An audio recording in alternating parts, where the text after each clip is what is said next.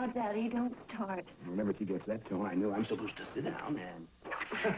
No, it's just that I know what you're going to say. Honey, believe me, all I'm going to say is you need to know exactly what you're getting into, and then that's all.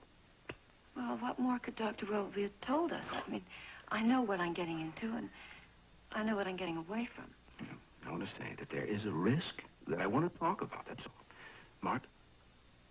You're right. Any surgery has an element of risk. Something as complicated as open heart, obviously. Honey, all I'm saying is that you could live with your heart the way it is. Oh, living her life. Well, I know there's a lot of things about it you hate, but you could live with it. And to gamble that, I just want to be cautious, that's all. Well, I don't. I want the operation, and I want it as soon as possible. Does the fellow at the airport have anything to do with you being so anxious? Maybe he does. Maybe that's good, you know? All I'm asking is that you take your time to think this whole thing through. I have, Daddy. And I intend to go ahead with it. And I want to tell you something else.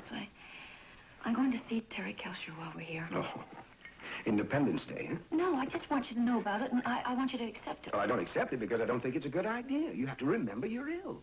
Oh, Dr. Welby. I don't see any reason for you not to see him. But if you intend to do so, obviously he should be told about your condition. Why? Because until the early part of November, you're going to have to be extra cautious. And I want Terry tempting you to try the big waves at Malibu or backpacking into the Sierras. So if you intend to see him, he should be told. Really? All right. I'll tell him. Because I'm going to see him. And I'm going to have that operation. Todd?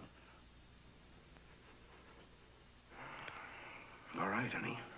Oh, Daddy. Thank you. Thank you, Dr. Welby. I'll set up the appointment with Dr. Irving. Great.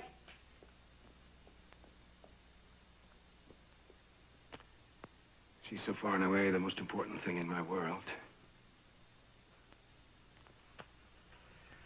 She's the reason, Mark, I decided not to go for the presidency this time around. Yet, you know, this last year or two, I haven't been able to get close to her. You know what I mean? Really close. She's 18 years old. What do you expect? Besides, you have to remember what you symbolize to Susan. She knows you love her. But you've always been the person who had to say no to her. And watch out. And wait. Well, I've had to. I mean, with Carol gone, I'm the one that's had to. Surely she's old enough to understand that. Valvular heart disease isn't like appendicitis. Susan isn't in pain.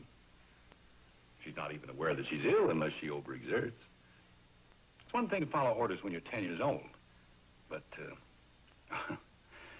try to put yourself in her position now. She's 18 years old, feeling good, maybe even a little bit in love. All right, let's talk about that. What am I supposed to do? Just stand around and watch her strike matches and gasoline? No, you have a right to be concerned. No, really, Mark, specifically. She's a young woman now, and obviously she has all the adult desires of any other young woman. Now, you tell me, she's not supposed to even walk up a flight of stairs. What'll happen now if she becomes really involved with this young man? Susan's too level-headed to take that chance. If I don't know the way she's been acting lately, I don't think I can count on any facet of her behavior. Well, I'll tell you one thing. She's going to have feelings. And no matter what you say, we're going to have to deal with those feelings. % or $500 back on the all-new mid. Go to save his son, Dallas, and You're my wife, and you're going to act like my wife. If you want me, tell me now. I want you to see what it feels like to be walked out on. Falcon Crest tonight. Stay tuned for Capital. Next on most of these CBS stations.